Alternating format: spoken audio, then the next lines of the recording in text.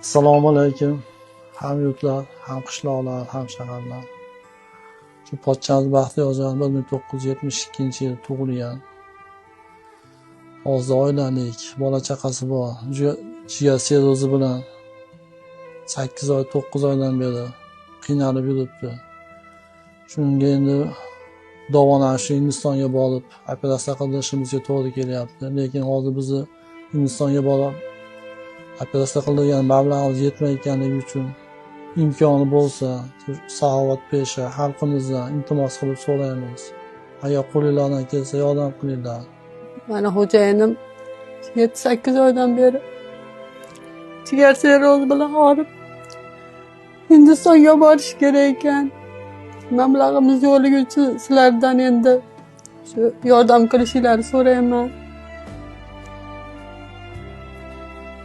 Yordaminglar uchun oldindan rahmat.